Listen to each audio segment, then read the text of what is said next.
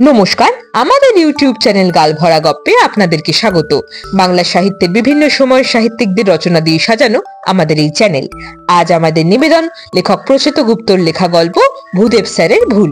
শুনতে থাকুন গল্পটি। কেমন লাগলো জানাবেন কমেন্ট করে, ভালো লাগলে লাইক করবেন, শেয়ার করবেন বন্ধুদের সাথে, আর চ্যানেলটা সাবস্ক্রাইব করবার অনুরোধ রইল। ভূদেব স্যার এবার অনেক মাথা খাটিয়ে একটা পরিকল্পনা করেছেন। না করে উপায় ছিল না। তিনি তিতিবিরক্ত হয়ে উঠেছেন। এমন তিতিবিরক্ত যে মাঝে মাঝেই তার মনে হয় দায়িত্ব ছেড়ে পালাই। তবে শুধু বিরক্তি নয়, মাঝে মাঝে কিছু ছাত্রকে দেখে দুঃখও হয়। বেচারীরা উৎসাহ নিয়ে সারা বছর অপেক্ষা করে থাকে, কিন্তু শেষ পর্যন্ত সুযোগ পায় না। এই কারণেই পরিকল্পনা। কিন্তু সেই পরিকল্পনার যে শেষ পর্যন্ত এই হাল হবে ভূদেব স্যার ভাবতেও পারেননি। তিনি প্রতিজ্ঞা করেছেন এই ভুল আর করবেন না। ঘটনা হলো এরকম, আমাদের স্কুলে প্রতি বছর বার্ষিক পুরস্কার বিতরণী অনুষ্ঠানের শেষে ছাত্ররা নাটক করে। দায়িত্বে থাকেন ভূগোল টিচার ভূদেব স্যার। তিনি নিজেই নাটক লেখেন, পরিচালনা করেন। প্রায় সব ছেলেই অভিনয় করতে চায়। নাটক করা মানে এক লাফে প্রেস্টিজ বেড়ে যাওয়া। স্কুলে, পাড়ায়, বাড়িতে সবাই সমীহের চোখে দেখে। রিহার্সালের জন্য ক্লাস থেকে স্পেশাল ছুটি পাওয়া যায়। নাটকের দিন সাজগোজ মেকআপ করে সবার থেকে আলাদা হওয়া যায়। গ্রিন রুম থেকে একবার উঁকি মারলেই বন্ধুরা ছুটে আসে। স্টেজে উঠে ভালো অভিনয় করতে পারলে তো কথাই নেই, হাততালি তো জুটবেই। এমনকি সেরকম হলে মেডেলও মিলতে পারে। একবার হেড স্যার খুশি হয়ে 3 জনকে মেডেল দিয়ে বসেছিলেন। মেডেল না পেলেও সারা বছর স্কুলের বন্ধুরা হিংসে করে, নয়তো খাতির করে। এই কারণেই সবাই চান্স পাওয়ার জন্য মুখিয়ে থাকে। ভূদেব স্যার কিন্তু অভিনেতা বাছাইয়ের ব্যাপারে ভীষণ কড়া। সারা বছর ধরে ছাত্রদের ওপর নজর রাখেন। নিজের লেখা নাটকের চরিত্রের সঙ্গে যাকে যাকে মানাবে মনে করেন তাদের ডেকে নেন। আবার পরীক্ষাও হয়। পরীক্ষায় দেখা হয় কে ঠিক মতো পার্ট বলতে পারছে, কে পার্ট মুখস্থ রাখছে, কার ভয়ে হাঁটু কাঁপছে না। যারা পাশ করে তারা সুযোগ পায়। এই নিয়ে অন্য কারোর ট্যাঁফও চলে না। স্যার পরিশ্রমও করেন খুব। রিহার্সালে ছেলেদের শিখিয়ে নেন। প্রতিবারই নাটক জমে যায়। নাটক জমলেও নাটকের আগে ভূদেব স্যারের ওপর চাপ আসে প্রবল। অনেক নাম জমা পড়ে, সঙ্গে আবেদন নিবেদন, ধরা ধরি, কাকুতি মিনতি শেষ নেই। ছেলেরা সারা বছর স্যারের কাছে দরবার চালায়, স্যার এবার আমাকে নিন, 3 বছর ধরে চেষ্টা করছি। ভূদেব স্যারের মনে মনে একটু খারাপ লাগে, কিন্তু কিছু করার নেই। যে ভালো অভিনয় করতে পারবে তাকেই নিতে হবে, নইলে নাটকের ক্ষতি। এই ব্যাপারে নরম হলে চলবে না। তিনি ছাত্রদের ধমক দিয়ে তাড়িয়ে দেন। কয়েক বছর ধরে সমস্যা হচ্ছে, ছাত্রদের বাবা মা, দাদা দিদি, কাকা জ্যাঠারা এর মধ্যে ঢুকে পড়ে। তারাও কাকুতি মিনতি করতে থাকে। তাদের তো আর ধমক দিয়ে তাড়ানো যায় না। তাদের সামলাতে স্যার খুব বিরক্ত। পাগল পাগল অবস্থা। মনে হয় নাটকের দায়িত্ব ছেড়ে পালাই। ক্লাস 8-এর নভনীলের বাবা মা সেবার ভূদেব স্যারের বাড়ি পর্যন্ত চলে গিয়েছিলেন। হাতে মিষ্টির বাক্স, তাতে নরম পাকের সন্দেশ। নরম পাকের সন্দেশ খেয়ে ভূদেব স্যারের মন যদি নরম হয়। নভনীলের বাবা কাঁচুমাচু গলায় বললেন, স্যার ছেলেটাকে এবার নাটকে নিয়ে নিন। সেই ক্লাস 6 থেকে চেষ্টা চালাচ্ছে, প্রতিবারই ফেল করে, এবার ঠিক পেরে যাবে। ভূদেব স্যার বললেন, সে কি 2 বছরও সুযোগ হয়নি? নভনীলের সমস্যা কি? আমি তো ঘুরিয়ে ফিরিয়ে সকলকে নিতে চাই। নভনীলের বাবা আমতা আমতা ভাবে বললেন, ওর কিছুতেই পার্ট মুখস্থ হতে চায় না। আপনি যদি স্যার ওকে একটু কম পার্টের অভিনয় দেন, অথবা খাতা দেখে যদি বলে হবে। স্টেজে খাতা দেখে অভিনয় করবে? রাগে ভূদেব স্যারের মাথায় আগুন ধরে যায়। তিনি কড়াভাবে কিছু একটা বলতে চান, কিন্তু তার আগেই নভনীলের মা দুঃখ দুঃখ গলায় বলেন, নীল চান্স পায় না বলে আমাদের খুব খারাপ লাগে। আত্মীয় স্বজনকে বলতে পারি না। এই তো গতবার ওর ক্লাসের ঋত্বিক অভিনয় করলো। ওর বড় মাসিমা পাটনা থেকে সেই নাটক দেখতে এলেন। এমন তো নয় যে নীলের মাসি নেই, আছে স্যার, সে থাকে দিল্লিতে। নীলকে যদি আপনি চান্স দেন তাহলে ওরাও আসতে পারে। ভূদেব স্যার ভয়ঙ্কর বিরক্ত হলেন। নিজেকে সামলে গম্ভীর গলায় বললেন, মামি মাসি কাকা বাইরে থেকে দেখতে আসবেন বলে তো কাউকে নাটকে চান্স দেওয়া যায় না। নাটক করতে হলে অভিনয় জানতে হয়। তাছাড়া সবাই সবকিছু পারবে এমন ভাবার তো কোনো কারণ নেই। তার জন্য খারাপ লাগাটাও ঠিক নয়। নভনীল নাটক পারে না তো কি হয়েছে, ও তো খুবই ভালো ছবি আঁকে। আপনাদের এই দুঃখের দিনে আমাকে মিষ্টি খাইয়ে আর অস্বস্তিতে ফেলবেন না।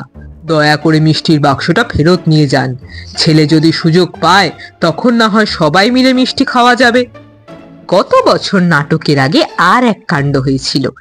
একদিন বাজারে মাছ পয়সে এক ভদ্রলোক ভূদেব স্যারকে বলা নেই কওয়া নেই খপাত করে জাপটে ধরলেন। এক মুখ দাড়ি, দু হাতে বাজারের থলি, বেগুনের সুর, লাউয়ের ডগা, পিঠে খোঁচা মারছে, গালের দাড়িতে নাকে সুরসুরি লাগছে। তার ওপর মানুষটি অচেনা। অচেনা কোনো মানুষের কাছ থেকে এই ধরনের আদিক্ষেতা মোটে বরদাস্ত করা যায় না। ভূদেব স্যার সেই লোকের হাত থেকে নিজেকে কোনো রকমে মুক্ত করলেন। ভদ্রলোক এক গাল হেসে বললেন, ভদু, আমাকে চিনতে পারছিস? ভূদেব স্যার চমকে উঠলেন। ভুতু? এই লোক তার ডাক নাম জানলো কি করে? এই লোক কে? স্যার মাথা চুলকে বললেন, আপনাকে আমি কিন্তু ঠিক চিনতে পারলাম না। দাড়িওয়ালা বললেন, আরে আমি তো ছোট মামার বন্ধু রে ভুদু। বরানগরে তুই মামার বাড়ি যেতিস, তোকে এইটুকু দেখেছি। হাফ প্যান্ট আর স্যান্ডো গেঞ্জি পরে ছাদে ঘুড়ি ওড়াতিস, আর পেঁচ খেলবার সময় ঘুড়ি কেটে গেলে ভ্যাঁ ভ্যাঁ করে কান্দিস। কথা শেষ করে দাড়িওয়ালা হো হো আওয়াজ করে হেসে উঠলেন। বাজারের মাঝে এই হাসাহাসি মোটে ভালো লাগলো না ভূদেব স্যারের। ঘুড়ি কাটা গেলে ছোটরা একটু কান্নাকাটি করতেই পারে, তাই নিয়ে হাসবার কি আছে? তাছাড়া তিনি তো এখন আর হাফ প্যান্ট পরা ঘুড়ি ওড়ানো ছোট ছেলে নন। তিনি এখন স্কুলের মাস্টার মশাই, ভূগোল পড়ান, সব সময় রাশভারী ভাব নিয়ে থাকেন। ছাত্ররা কেউ যদি এখন এই বাজারে থাকে আর এই হাসাহাসি দেখে ফেলে, একটা লজ্জার ব্যাপার হবে। সব থেকে বড় কথা, মানুষটাকে এখনো তিনি চিনতেই পারছেন না। পারবার কথাও নয়। ছোট মামার বন্ধুদের কত বছর আগে দেখেছেন তা ঠিক আছে। ভূদেব স্যার বিরক্ত হয়ে বললেন, কিছু মনে করবেন না, আমি কিন্তু আপনাকে এখনো চিনতে পারছি না। মানুষটা এতে বিন্দুমাত্র অপমানিত হলেন না। বললেন, তাতে কিছু এসে যায় না, পরে মনে পড়বে। এখন কাজের কথাটা সেরে নি। তোর স্কুলেই যেতাম ভুদু, ভালোই হলো দেখা হয়ে গেল। আমার ছোট ভাইপো সায়ন তোর ওখানে ক্লাস 6-এ পড়ছে। আমাকে বলল, জেঠু আমি এবার নাটকে নাম দিয়েছি, তুমি একটু ভূদেব স্যারকে বলে দাও যেন উনি আমাকে চান্স দেন। আমি পিঠ চাপড়ে বললাম, এটা কোনো ব্যাপার হলো? তোদের মাস্টারকে আমি এইটুকুন বয়স থেকে চিনি। আমি একবার বলে দিলেই লাফিয়ে তোকে নিয়ে নেবে, একেবারে মেন পার্ট দেবে। তুই ওকে নিস কিন্তু ভুদু। ভাইপোর সমস্যা একটাই, স্টেজে উঠলে ভয় পা কাঁপে। তুই বরং ওকে বসে থাকার কোনো পার্ট দিস, হলে হাঁটু দুটো চেপে ধরে রাখতে পারবে। মনে করে দিস কিন্তু, নইলে আমার প্রেস্টিজ থাকবে না। জেঠু বলে কথা। ভদ্রলোক আবার ভূদেব স্যারকে জাপটে ধরবার তোড়জোড় শুরু করলেন। ভূদেব স্যার কোনো রকমে পালিয়ে বাঁচলেন। ক্লাস 7-এর প্রত্যয় পালিতের দাদা সেবার ধরেছিল চলন্ত বাসে। ভিড় বাসে ফটাস করে প্রণাম ঠুকতে গিয়ে ব্যালেন্স হারিয়ে গায়ের ওপর প্রায় হুমড়ি খেয়ে পড়ে আর কি। ভূদেব স্যার আঁতকে উঠে বললেন, আরে ভাই করো কি? সেই ছেলে এক গাল হেসে গদ গদ ভাবে বলল, আমি কিছু করি না স্যার, আমার ভাই করে। সে আপনার স্কুলে ক্লাস 8-এ পড়ে, নাম প্রত্যয়। ভূদেব স্যার বাসের রড ধরে নিজেকে সামলে নিয়ে গম্ভীরভাবে বললেন, ভাই ঠিক মতো লেখাপড়া করছে তো? ছাত্রের দাদা আরো বড় করে হেসে বলল, খুবই ভালো লেখাপড়া করছে স্যার, কিন্তু এবার আপনি ভাইটাকে নাটকে একটা সুযোগ করে দিন। বাড়িতে মুখ শুকিয়ে বসে আছে, বলছে অনেক নাম জমা পড়েছে, চান্স হবে কিনা সন্দেহ। ছোটখাটো একটা পার্ট হলেই চলবে স্যার। ভাই আবার অভিনয়ের সময় হাত পা নাড়তে ভুলে যায়। কাঠের পুতুলের যদি কোনো পার্ট টার্ট থাকে দেখুন না প্লিজ। ভূদেব স্যার রাগী গলায় বললেন, না, কাঠের পুতুলের কোনো পার্ট নেই। আমরা নাটকে সবাই মানুষ। তুমি তোমার ভাইকে মুখ শুকিয়ে বসে না থেকে ঠিকমতো লেখাপড়া করতে বলো। ম্যাপ পয়েন্টিং এ সে বড়ই কাঁচা। প্রত্যয় পালিতের দাদা আবার ভক্তি ভরে ভূদেব স্যারকে প্রণাম করতে যায় এবং বাস ব্রেক করায় হুড়মুড়িয়ে ভূদেব স্যারের গায়ে পড়ে। স্যারও রড ছেড়ে ছিটকে পড়েন সিটের নিচে আধখানা ঢোকানো একটা ঝুড়ির ওপর। কেউ লুকিয়ে বাজারে মুরগি নিয়ে যাচ্ছিল। ভূদেব স্যারের চাপা খেয়ে তারা ক করে ওঠে। মুরগিওয়ালা এতক্ষণ কার ঝুড়ি জানি না গোছের মুখ করে জানলা দিয়ে বাইরে তাকিয়েছিল। এইবার রেড়ে করে উঠল। বাসে তখন তুমুল হুলস্থুলু লেগে গেল। ভূদেব স্যার দেখলেন এ তো মহাবিপদ। দিনে দিনে ঘটনা একেবারে বাড়াবাড়ির পর্যায়ে পৌঁছে গিয়েছে। এবার একটা বিহিত না করলেই নয়। এরপরই তিনি পরিকল্পনা করলেন, এমন নাটক লিখতে হবে যেখানে বেশ কয়েকটা চরিত্রের কোনো অভিনয়ই থাকবে না। তারা সেজে থাকলেই হবে, কথা বলতেও হবে না, হাত পা নাড়তেও হবে না। যেমন ভাবা তেমন কাজ। ভূদেব স্যার এবার রাজা মহারাজাদের নিয়ে নাটক লিখেছেন। দুই রাজার যুদ্ধের গল্প। শেষ পর্যন্ত যুদ্ধ থামিয়ে তাদের ভাব হবে। নাটকে যেমন রাজা, মন্ত্রী, রাজকুমার, সেনাপতি, কোটাল থাকবে, তেমন থাকবে সৈন্যদল। দুই দলের 6 জন 6 জন করে মোট 12 জন সৈন্য। তবে এরা কেউ জীবন্ত নয়, সবাই মৃত। নাটকে তলোয়ার আর বল্লম যুদ্ধে এদের প্রাণ গেছে, ফলে মুখে কোনো ডায়ালগ নেই, নড়াচড়াও নেই। যুদ্ধক্ষেত্রের সিনে এরা স্টেজের ওপর শুধু ঘাপটি মেরে শুয়ে থাকবে। 12 জন সৈন্যের জন্য নাম পড়ল 112 জনের। যারা ঠিক মতো অভিনয় করতে পারে না, পার্ট মুখস্থ থাকে না, স্টেজে উঠলে ভয় হাঁটু কাঁপে, তারা সবাই নাম লেখালো। যারা এতদিন অভিনয় অতি কঠিন জিনিস ভেবে দূরে ছিল, তারাও এগিয়ে এলো। ঘাপটি মেরে শুয়ে থাকা আর ভয় কিসের? কোনো অভিনয় করতে হবে না, আবার স্টেজে উঠে নাটকও করা যাবে। ভূদেব স্যারও উদার হলেন, বললেন, এই অভিনয় সুযোগ পাওয়ার জন্য কোনো পরীক্ষা দিতে হবে না, আর কারো কাকুতি মিনতি আবেদন নিবেদনও শোনা হবে না। লটারি হবে। যে 12 জনের নাম উঠবে তারাই নাটকে মৃত সৈন্য সাজবে। 112 জনের নাম কাগজের টুকরোতে লিখে বাক্সে রাখা হলো। আমাদের গানের টিচার হেমনাথ স্যার তার মধ্যে থেকে 12 জনের নাম তুললেন। মৃত সৈন্য সাজবার সুযোগ পেয়ে ক্লাস 8-এর ঋতঙ্কর, 7-এর সৌম্য, 9-এর শঙ্খ, 6-এর অপূর্ব লাফিয়ে উঠল।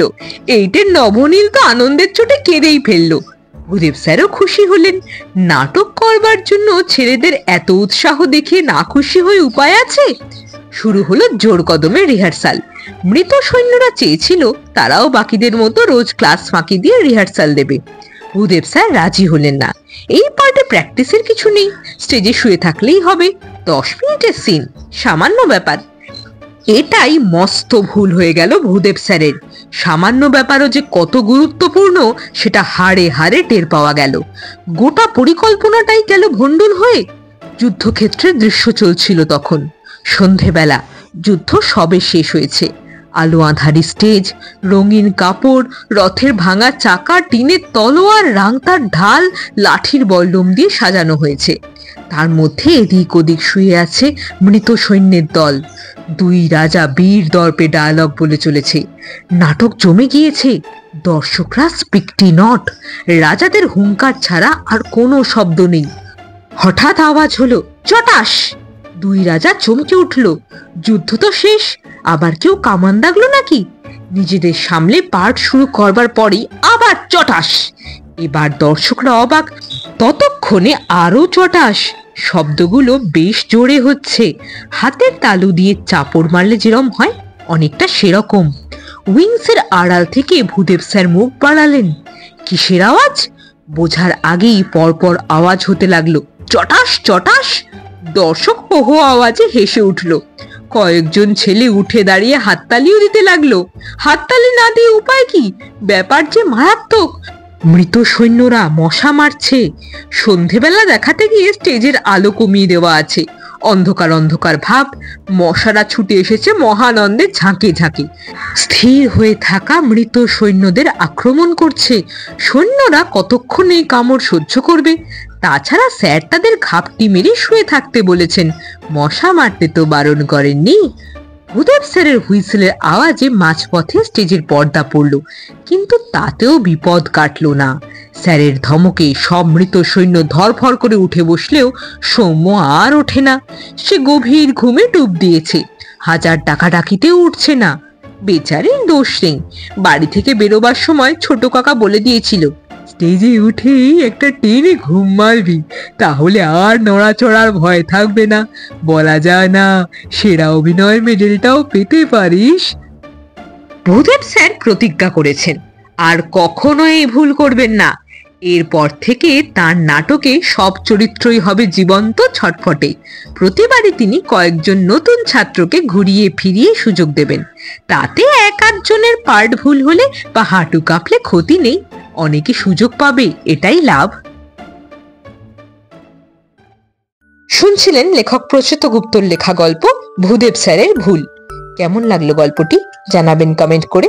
ভালো লাগলে লাইক করবেন, শেয়ার করবেন বন্ধুদের সাথে, আর চ্যানেলটা সাবস্ক্রাইব করতে ভুলবেন না। আগামীকাল এই চ্যানেলে আপনাদের জন্য থাকবে আর একটা জমাটি গল্প, শুনতে ভুলবেন না কিন্তু।